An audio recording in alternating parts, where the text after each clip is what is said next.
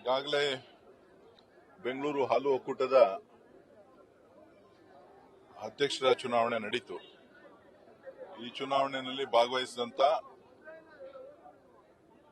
16 ಜನರ ಪೈಕಿ 14 ಜನರು ಚುನಾವಣೆಯಿಂದ ತಾಲೂಕಿನ ಪ್ರತಿನಿಧಿಯಾಗಿ ಅವರು ಗೆದ್ದು ಬಂದಂತವರು.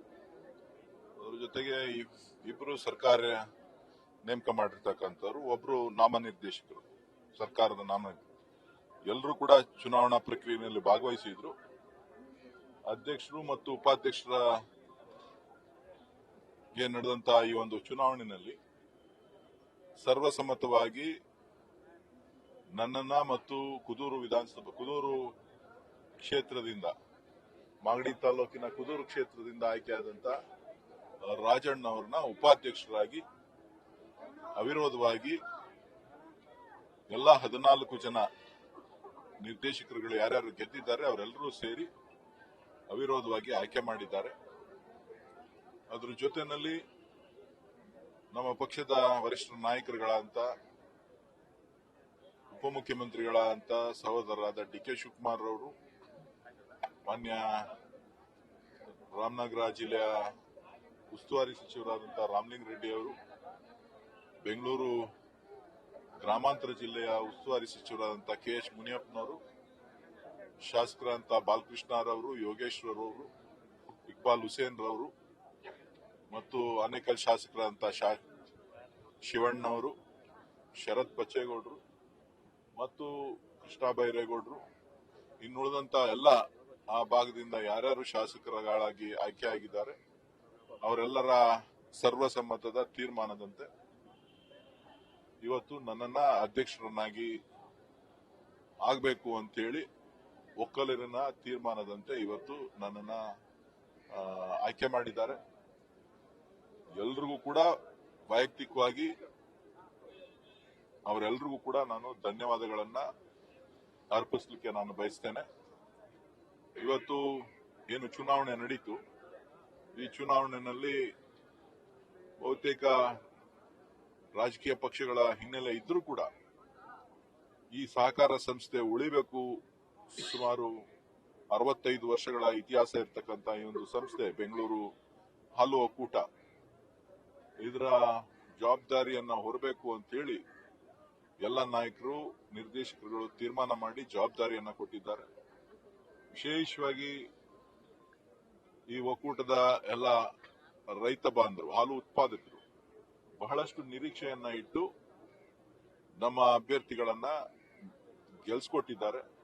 ಅವ್ರಿಗೂ ಕೂಡ ನಾನು ಈ ಸಂದರ್ಭದಲ್ಲಿ ನಾನು ಧನ್ಯವಾದಗಳನ್ನ ಹೇಳ್ತೇನೆ. ನಂಬಿಕೆಯನ್ನ ಇಟ್ಟಿದ್ದಾರೆ, ಏನಾದ್ರು ಒಂದು ಹೊಸ ಬದಲಾವಣೆಯನ್ನ ತರ್ತೇವೆ ಅಂತ ಹೇಳಿ.